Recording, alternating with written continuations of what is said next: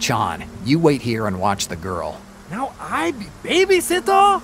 Right. It'll be good experience for when you have kids. I already have kids, but they're far away. You left them in China? No, Detroit. They have Chinese restaurant.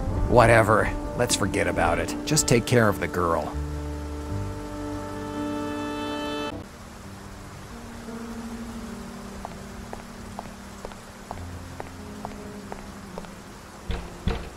Greta. Danation. Greta, answer me. Who is this? Greta, it's Jack. Jack? Do you know what time it is? I know, Greta, but I need your help. You can't make up your mind on what brand of whiskey to get drunk on? It's got nothing to do with booze. Open up. First, tell me why you're at the door to my place in the middle of the night. Open up and I'll tell you. I have no intention of opening this door unless you give me a good reason to do so. What was that? The reason why I'm here. But that's a kid's voice. What trouble are you in? Let me in and I'll tell you the whole story. While I'm explaining the whole thing, Greta helps me with my busted lip. That ape at the port almost ripped off my whole jaw. I tell her about Sean, the girl, and why I came here. After some convincing, she agrees to take care of the girl. When she's done cleaning me up, she takes the girl upstairs and is kind enough to leave a bottle of whiskey on the table. Ignoring the fact that my cut lip might reopen, I down a few glasses. I need to relax, and nothing relaxes me like a good whiskey.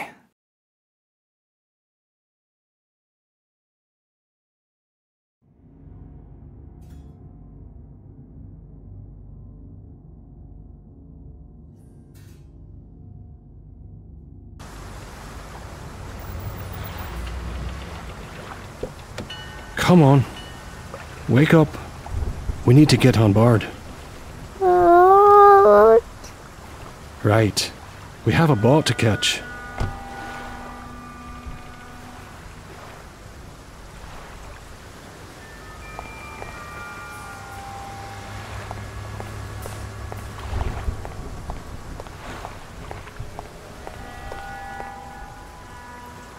Is this where you're bored?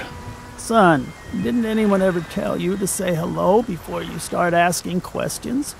I'm in a hurry.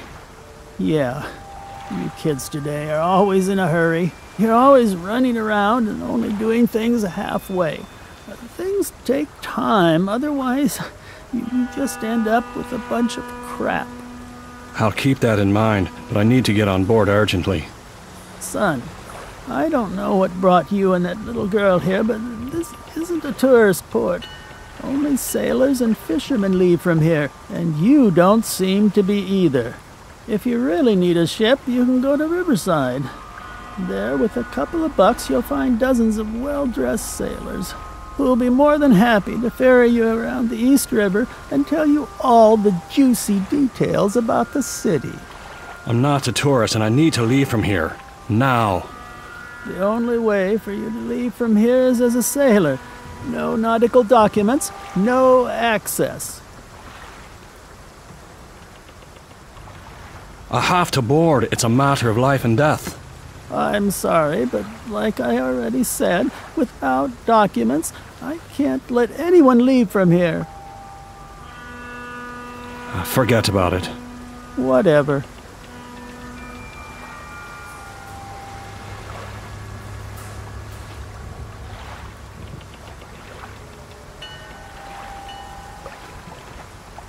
John Ford, born in Portland, 1898. I'd better remember this. It will be my identity for a long time.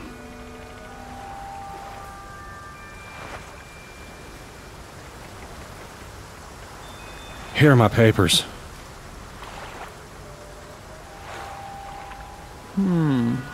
So your name is John Ford. Right, a case of homonymy. What ship do you need to board, John Ford?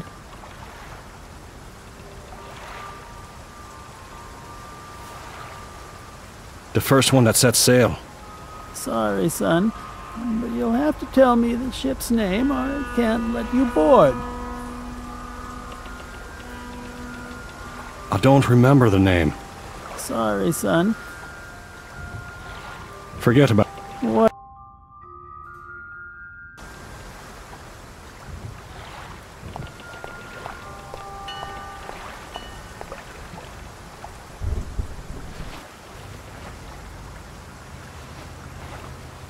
Sainte Marie. That's the only thing I can read on this napkin. I can't make out the rest.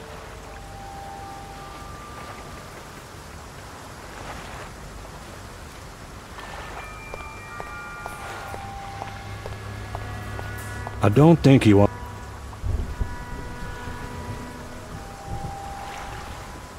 Mr. Ford, you... The Sainte Marie. Sainte Marie something. I don't remember the whole name. The Sainte Marie de la Mer. I know that you aren't a sailor or a fisherman, but at least try to study your part better for the next time, son. There won't be a next time. One last thing. The girl's boarding documents are in order, but her name isn't on them. Is she your daughter? Yes, she's my daughter. What's her name? Emily. Emily Fard. Okay, the documents are in order. The Sainte Marie de la Mer will dock in a few hours. Thanks. Good luck, son. You'll need it. Right.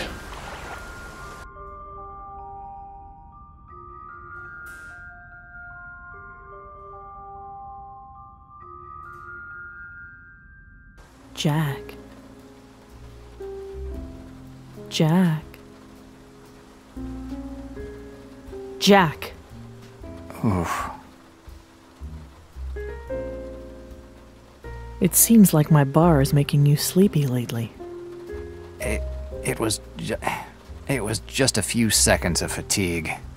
You were saying a name during your moment of fatigue. What name? You were talking about an Emily. Who's that? No, it's no one. I just had a bad dream. Speaking of which, did you take care of the girl? Yes, she's sleeping peacefully in my room now. Maybe you better go to bed too. You're dead on your feet. I can't leave the girl here and go away. Calm down. I'll take the opportunity to clean the joint a little. Oh, you should also tell me, what do I have to do with your new friend? Who? The Chinese cab driver? Ah, Chan. I almost forgot about him. I'm not crazy about the idea that he might be going around telling half the world that he found a girl at the port. It's not like you could... Keep him here? I know I'm asking you a lot, Greta. Don't worry. I'll keep him here until he wakes up. But you owe me a favor.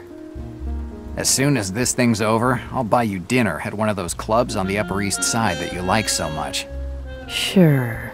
Anyway, get out of here before you fall asleep on my bar again.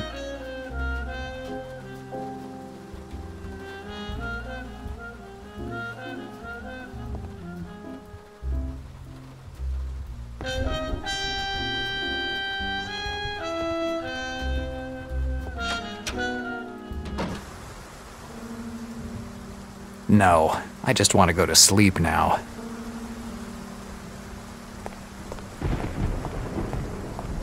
There's nothing interesting there.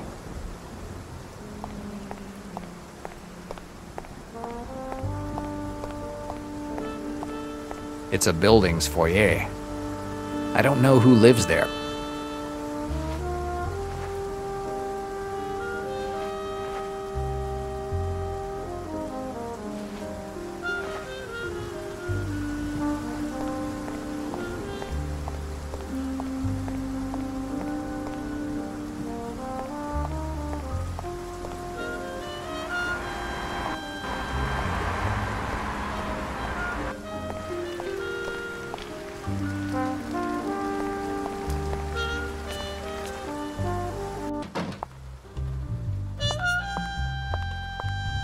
Good evening, De Niro. Hi, Slavansky. I guess you got my letter. Yes, thanks for your kindness. Okay, so you know I'm not joking. And I heard about your mishaps tonight. It was definitely a bad night for you. Where'd you get this information from? I always know everything about my renters. I like to know what people who live in my apartment are up to. Right. No vested interest there. Exactly, De Niro. If you want to avoid any unfortunate problems, I suggest you pay me that back rent you owe me. I wouldn't want anyone call police tonight and tell them some bad things about you or your habits. Are you threatening me? Absolutely not. But to be safe, you could pay me what you owe me. I already told you that I'll pay you next week. Heard that old story too many times, De Niro. I want my money now. Damn Russian skinflint.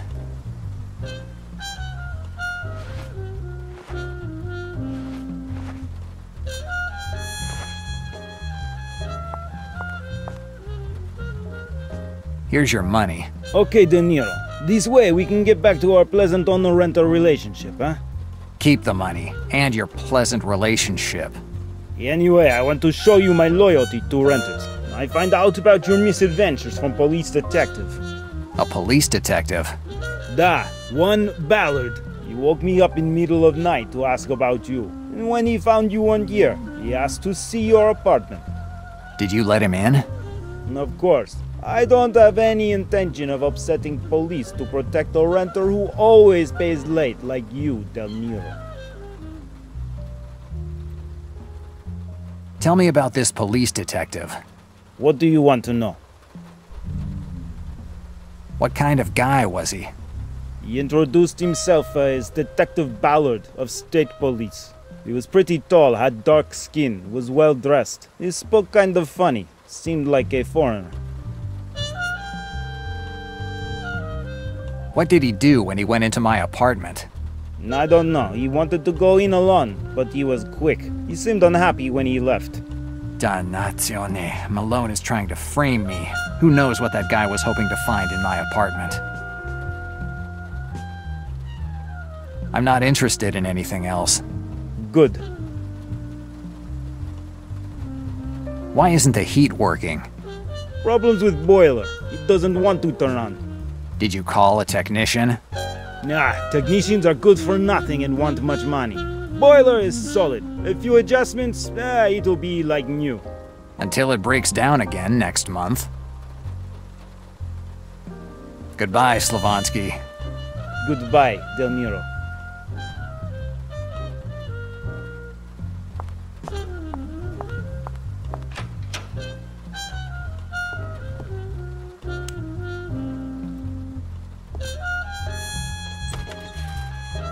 A few hours of sleep should get me back in shape.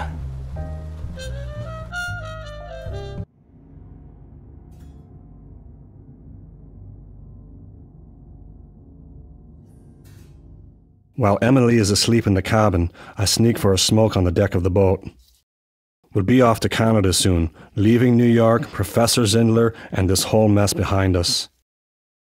We made it. We're safe, I think. But the barrel of a gun between me shoulder blades makes me think otherwise. It's the Turk. He found us.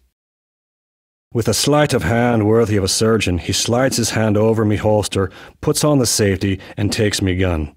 He pushes the gun into me back and starts talking with that horrible accent of his. He's talking about something, but I'm not listening. I'm too focused on finding a way to get out of this situation. But I can't think of anything. If I make one false move, the Turk will pump my gut full of lead.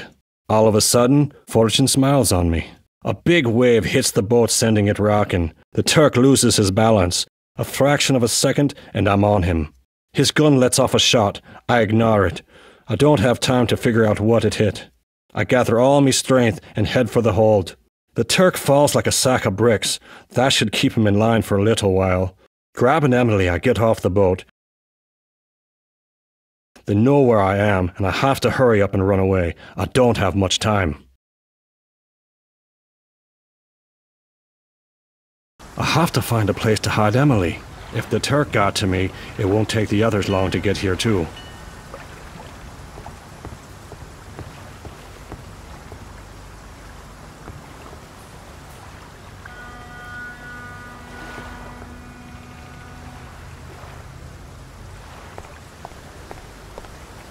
The door is locked with a padlock, but it's been partly corroded by salt. If I could find something to use as a lever, I could break it. This part isn't coming off.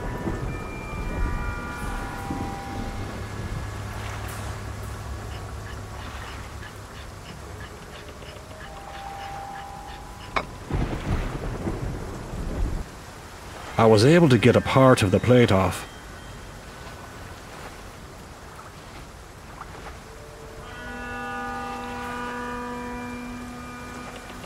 By using that piece of metal as a lever, I should be able to break the padlock. One good hit and the lock breaks without any problems. I try to get Emily to enter the shipyard, but she's afraid. I put one of my darts around her neck and I tell her we're playing a game. I'll count to 30, she has to hide, and I'll come looking for her. I'll whistle every now and then with my horn, and she has to do the same when she hears it.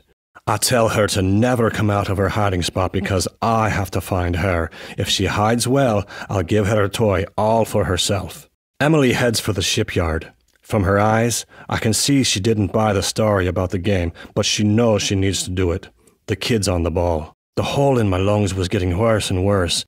It's starting to get hard to even breathe. With my last bit of energy, I head towards the entrance. I get to the outside telephone near the harbour master's office and I call the police. Their intervention won't help much, but at least it will put a lot of people on guard and that will put the brakes on the Turk's friends. Then I call the last person I ever thought could help me, Jack. I cover the telephone with a handkerchief so he doesn't recognize my voice. If he knew it was me, he'd never come. The telephone starts ringing and someone picks up on the other end.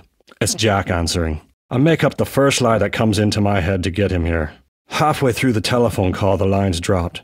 They cut the electricity in the telephone lines. They're here.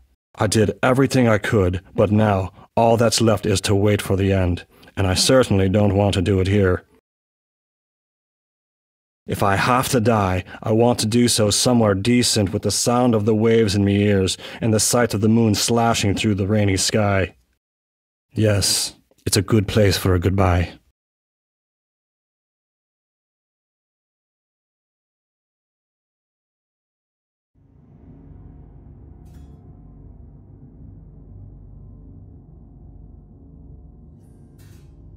Dannazione! I keep having these dreams, if you can call them dreams. They're so real. The port, the girl, Sean, and then that hitman, that Turk. It all seems to match. How is that possible? How can a dream be so real? How can a dream explain things I don't know? Maybe I better knock it off with the questions and get up. I must have slept a couple of hours. That's more than enough for a hardened insomniac like me. Come on, Jack. The night's still young, and there are people out there who would love to see you dead. And maybe one of them is the guy who last night was pretending to be Inspector Ballard. I'd better ask Slavansky a few more questions.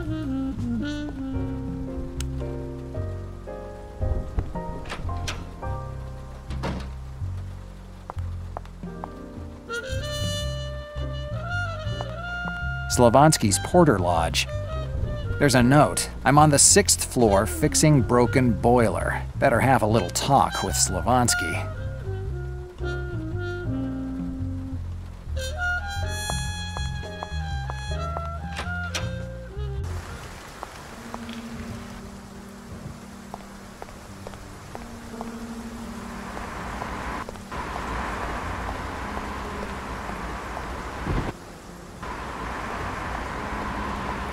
Hey, that was Chan's cab. Where the hell is he going?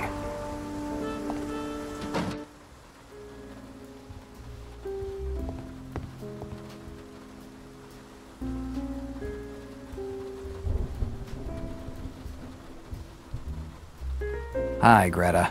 Jack, I thought you were resting. I slept enough. It hasn't even been 2 hours since you left from here. Right. I think that my insomnia is getting worse. Where did Sean go? I don't know. I stepped out for a second, and he wasn't in the joint anymore. Dannazione. Are you afraid he might go to the police and tell them everything? It would be a dumb idea, but dumb enough for him to actually go and do it. How's the girl? She's sleeping upstairs in my bed. Did you find out who she is? Nothing yet. About Smiley. I hate that guy. Do you know anything about his new job? Well, he talked to me about it, but he was vague with me as well. Whatever he's mixed up in, I'm sure that there is something fishy going on. You know him. He's never had a job in his life that could be considered legal. He is often at the joint. Tell me about it. He's here every day. He always gets here at 9 p.m., sits down, orders his stupid blueberry cocktail, and plants himself there. I hate him. Do you have any idea why he always comes to your joint? Unfortunately, yes. The slimeball decided he wants to marry me. He knows that I'm having a tough time with the joint, and he hopes I'll say yes rather than end up on the street. That's so like Smiley. I didn't think he had a crush on you. I'd rather not know it either. I don't have anything else to ask you.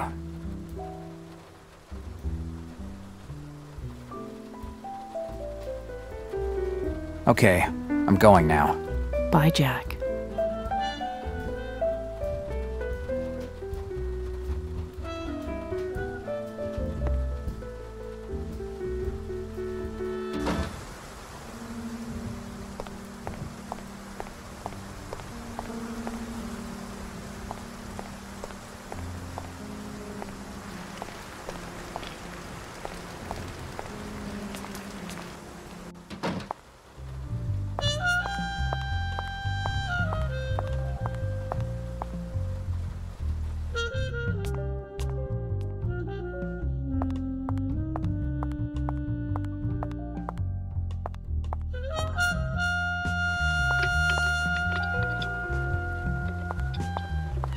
Slavansky. I working on boiler. Can't talk now. I have to find a way to keep Slavansky away from that wreck of a so-called boiler.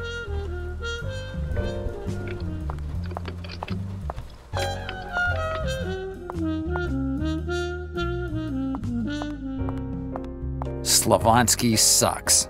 It was definitely the kids from the third floor. The only thing they do besides yelling and playing in the halls is annoy Slavansky with this kind of stuff. Given how often these radiators work, they're more like pieces of furniture than part of the heating system. Extreme times call for extreme measures. Damn boiler. Now it's not even making steam. How the hell does it work?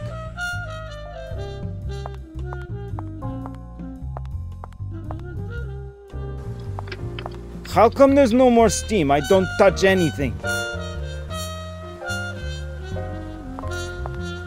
Slavansky. What can I do for you, Del Nero? Tell me more about the guy you let into my apartment. What do you want to know? I have a question. What is it now?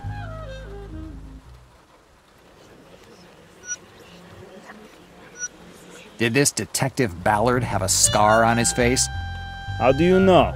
It doesn't matter how I know. Did you see a scar?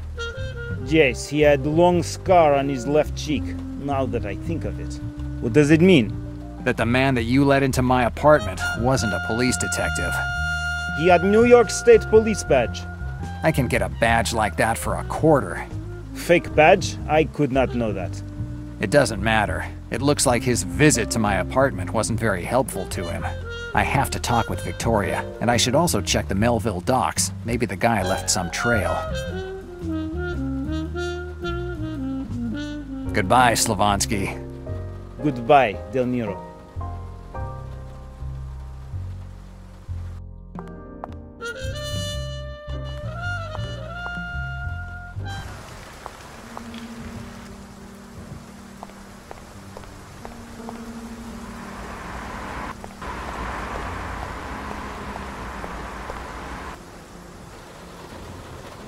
Nolera!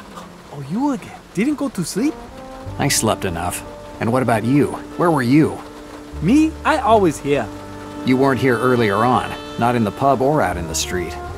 Well, I had to move cab from front of pub. Cab cannot stay there. I didn't think you cared so much about the traffic laws. Anyway, we have to go somewhere. Where?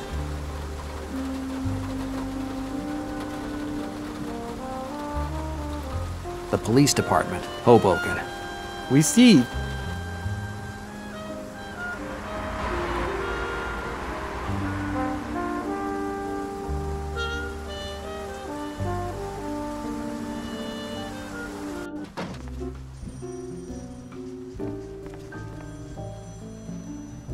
Hi, officer. How can I help you? Goodbye, Goodbye.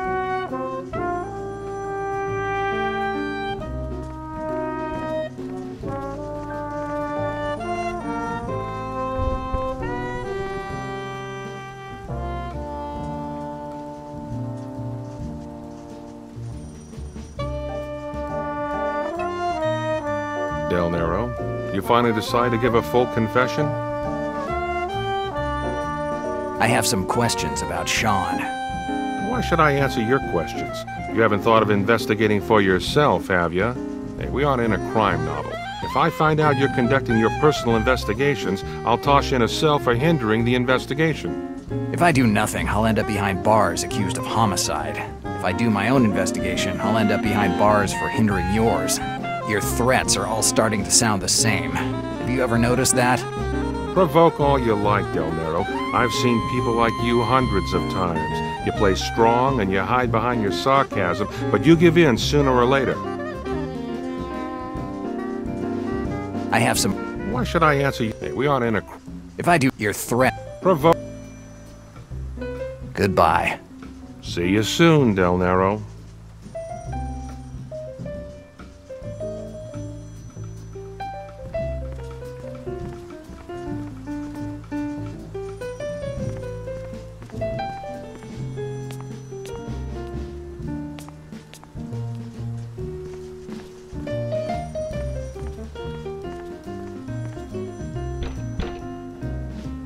It looks like Victoria isn't there. Maybe the officer on duty knows where I can find her.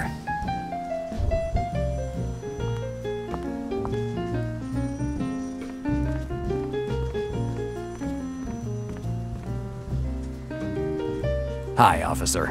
How can I... Do you know where I can find Sergeant Diaz? Sergeant Diaz is out of town, but don't ask me where she is. I guess you don't even know when she's coming back. That's right. So save yourself the trouble of asking anything else. If you really want to know where Sergeant Diaz is, ask Malone. He's the one who sent her out of town.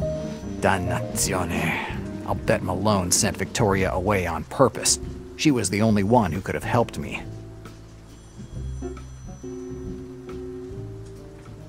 Goodbye, officer. Goodbye.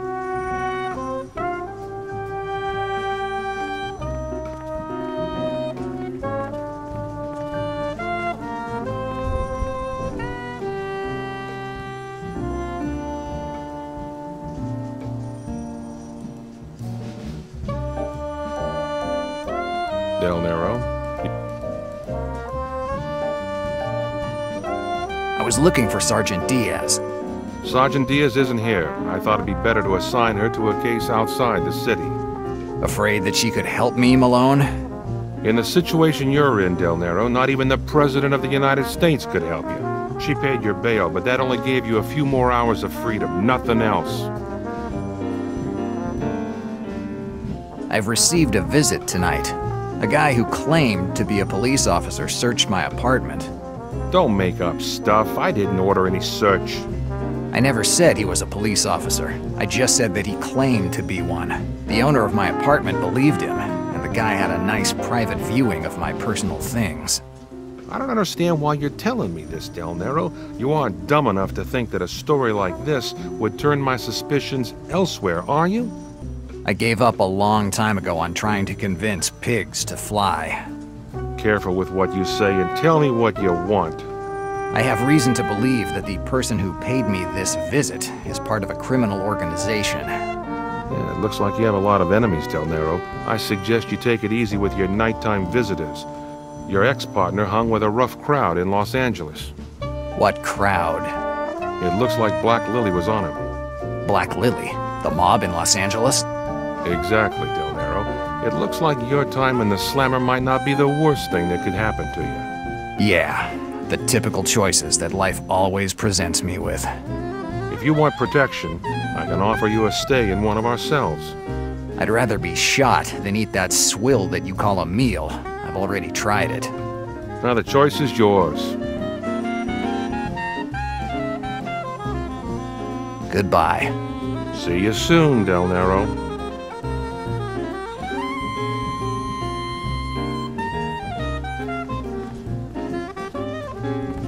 Black Lily was after Sean. It's not as bad as you might think. At least I have a lead to follow now. I need to find some information on this organization. A while ago, I got a journalist, a certain Moore, out of trouble. He was investigating the Mafia in New York. Maybe he'll be able to give me some more information about Black Lily's activities. His number will definitely be in the phone book.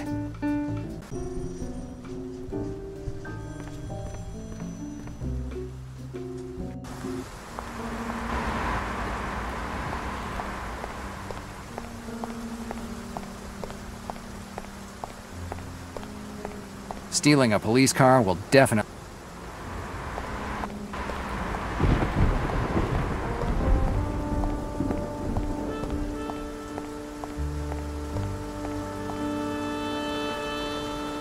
Where you want to go this time? Essex Street, Lower East Side. Received.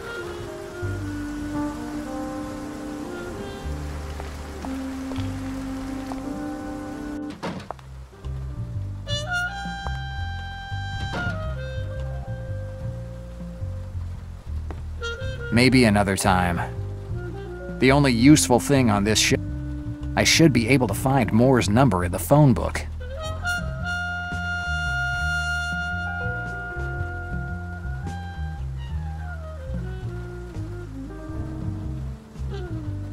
Let's see if I can find Moore's telephone number in the phone book. Moore. I just remembered the last name, but he had a pretty unusual first name. I'll remember it if I see it written.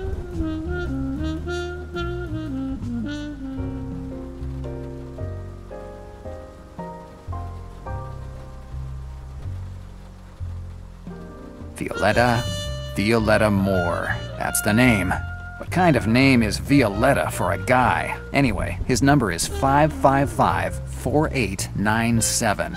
I hope he's still alive. This guy has a real knack for getting into trouble.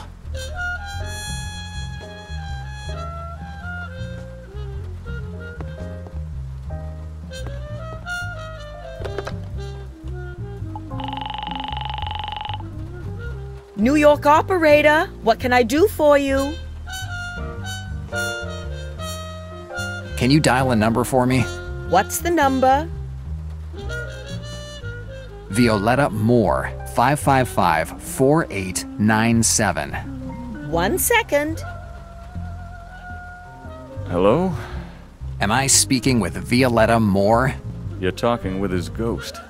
It's the middle of the night. Who the hell is calling at this hour? I'm Del Nero, the detective that... Del Nero, old son of a gun. I see you still remember me. Hell, you saved my skin in that story with the syndicates a few years ago. How could I forget you, old buddy? How you doing? Same old. Bottle in the hand and bills to pay, huh? More or less. You must have a good reason to call in the middle of the night. I need some information. Well, you called the right number. You give me a name and I'll tell you all about the skeletons in his closet. Do you know an organization called Black Lily? Damn, you don't mess around. It's better not to step on those guys' toes if you don't want to find yourself neck-high in shit. What do you know about them? Black Lily is one of the strongest mafia families in Los Angeles. In the mid-1920s, they started to grab power when the other families were busy fighting amongst themselves. They figured out that the time of gangsters armed with Thompsons was winding down, and they started to make headway corrupting and forming alliances with politicians. No contrabands or killings. They got what they wanted with cold, hard cash. In Los Angeles, they say that Black Lily doesn't kill you. It just steals your soul. Do you have any names for me? How many do you want, bud? The head of the organization is a certain Tommaso Venanzi, one of your compatriots. But don't think of him as a classic Italian-American gangster. Venanzi is an attorney and he comes from a good family. He's smart enough to know that greasing the right hand is worth more than 1,000 armed men. And who greases those palms in New York for him? A half-Canadian called Samuel Cutter. He's an attorney too, if I remember correctly. Samuel Cutter. I think I've already heard that name before. You definitely read about him in the papers. He was tried for the murder of 4 policemen a while ago. Came out of it as clean as a baby's ass when it gets off the changing table. But he made a mistake. He underestimated the value of the public opinion. What do you mean? Cutter bought off everyone at that trial, even the court usher. But the press figured it out and started to ask questions. Nowadays, the right headline in the paper sends more heads rolling than the guillotine during the French Revolution. The palms Cutter greased pulled away because they were afraid of a scandal and left him all alone. Greasing palms is a good strategy, Jack, but you always need to remember that you're dealing with people who hide behind their business card. What happened to Cutter? That's the best part. Cutter was found innocent at the first trial, but there was another one a few months later, and it didn't turn out as well for him. Did he go to jail? Yeah, he was locked up, and then he was shut up. They found him in his cell with a knife in his back. This sent the entire organization here in New York crumbling down, and with it all the speculations about the involvement of politicians in white-collar crime came to an end. So they all saved their faces. That's right, Jack. Cutter's death was as fortunate as it was suspicious. Well, at least I have a name now. Samuel Cutter. And if he has ever been arrested before, I'm sure that the police archives will have a nice file about him. I'd better go there. Do you know anything about a guy called the Turk? No, pal. This name doesn't tell me anything. But it doesn't sound like someone you should get too chummy with. Definitely not. Did you ever hear the name Sean McLean? Sean McLean? No, pal, nothing. Never heard of him. Thanks for the information, Moore. No problem, pal. If you need anything, call day or night.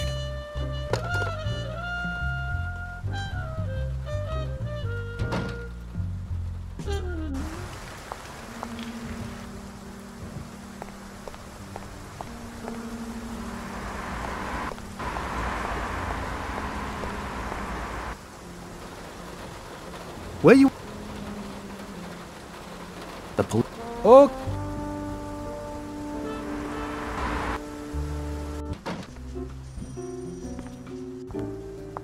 The police archives could be a good place to look for information on this Samuel Cutter that Moore was talking about. I'm sure that there's a nice thick file on him in here. A card reader. It's the first time I've seen one. Swipe your card in that thing and it tells you if you are allowed to get in or not. It's all simple if you have a card. There aren't any knobs or locks. The only way to open this door is using the reader next to it.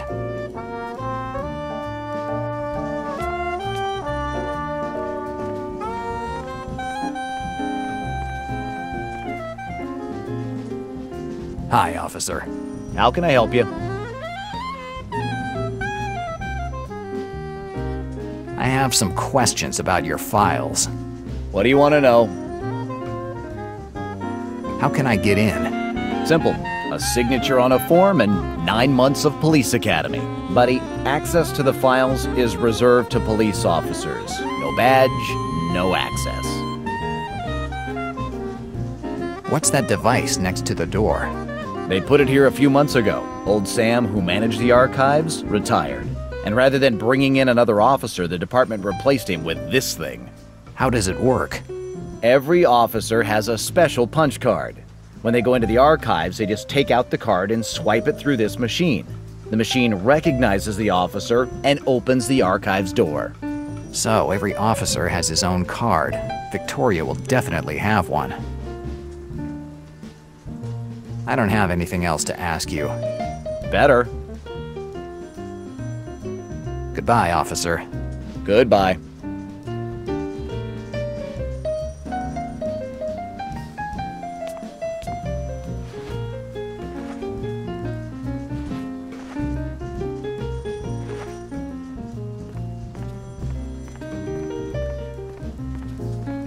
Well, I don't see any other option.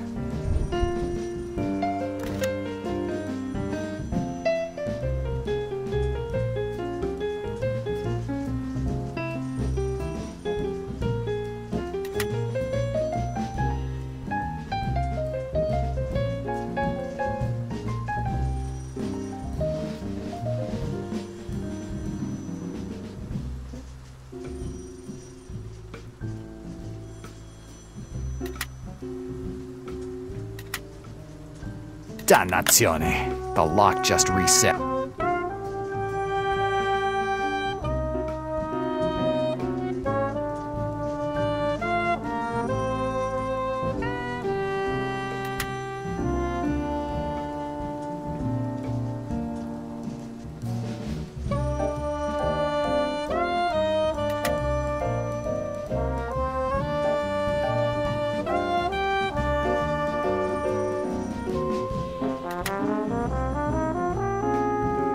Dannazione.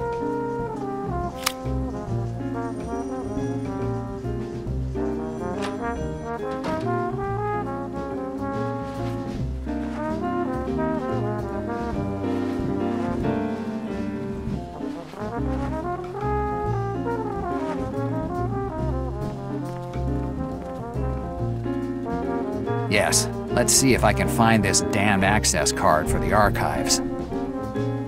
There's some kind of combination that locks the last drawer.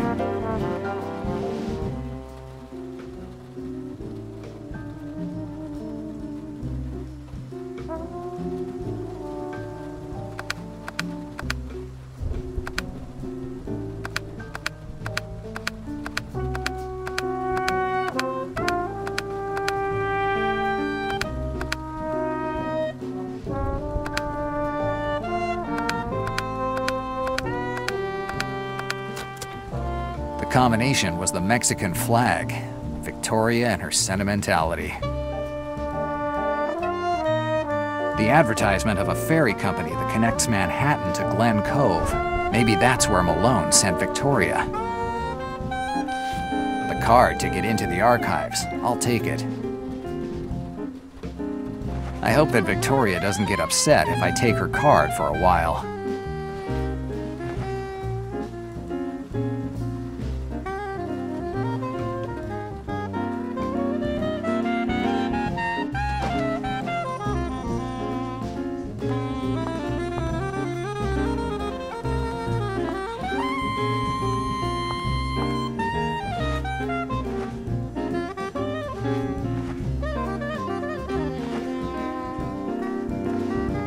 As they say, open sesame.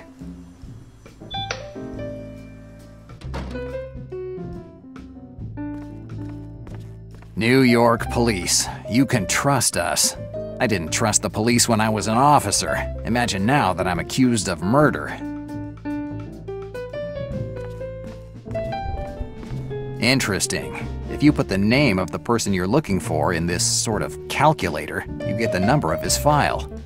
I wonder what old Sam would think if he knew he'd been replaced by this gadget.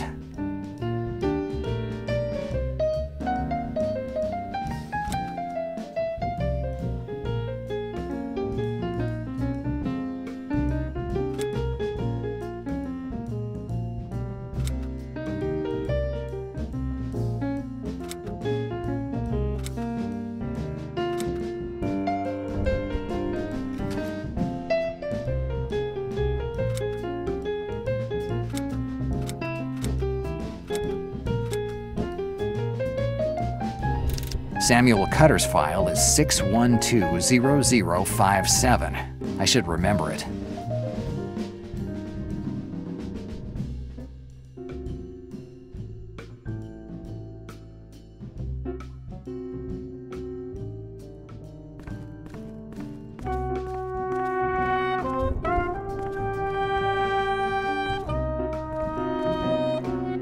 Folder 6120057. Samuel Cutter. Here you are, Samuel Cutter. Samuel Cutter, attorney, jailed on May 7th, 1933 for the murder of 4 police officers. It's a summary of the trial where Cutter was accused of murdering 4 police officers. The verdict was unanimous, innocent, due to lack of evidence. In this city, your innocence is proportionate to how good your lawyers are. Cutter's lawyers must have been the best on the block.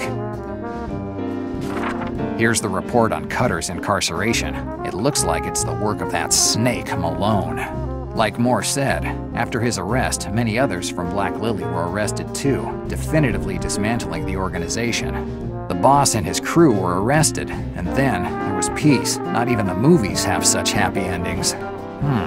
Patrick Olson's name is among those of the people who were arrested. That's the same name Victoria mentioned when she was talking about the case in which Sean's name came up.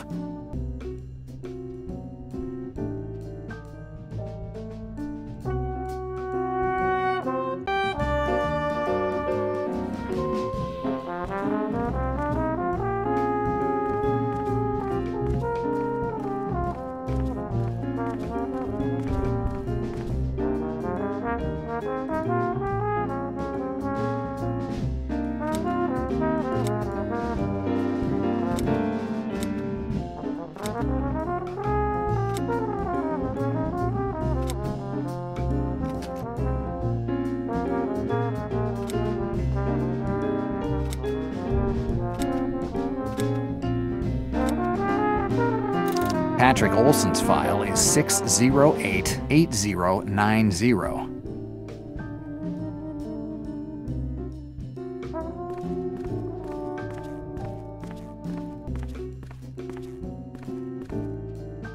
File 608-8090, Patrick Olson. Let's see what I can find in this file. Patrick Olson, a gardener.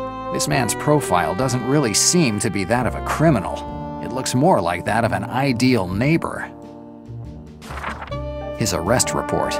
He was with his family when they arrested him for the bombing of Rick's Cafe on the night of November 5th, 1933.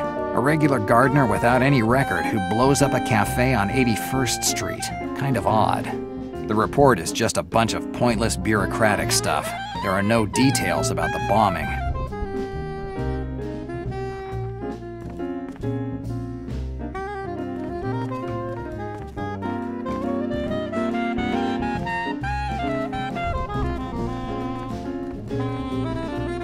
I'll look for the edition from.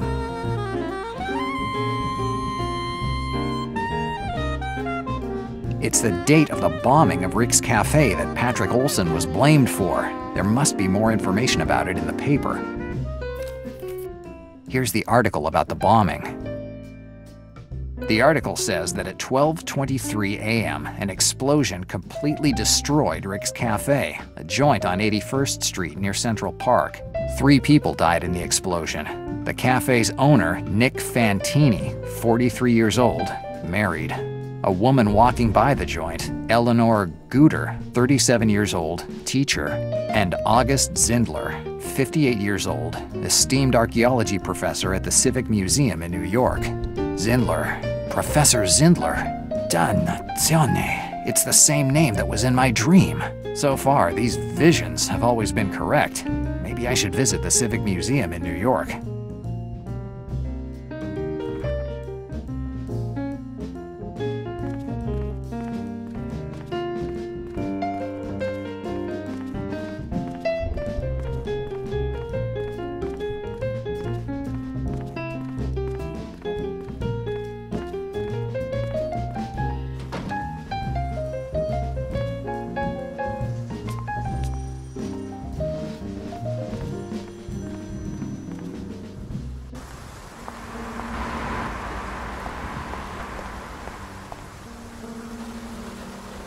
Where you want to go this time? The Civic Museum, Central Park. Okay.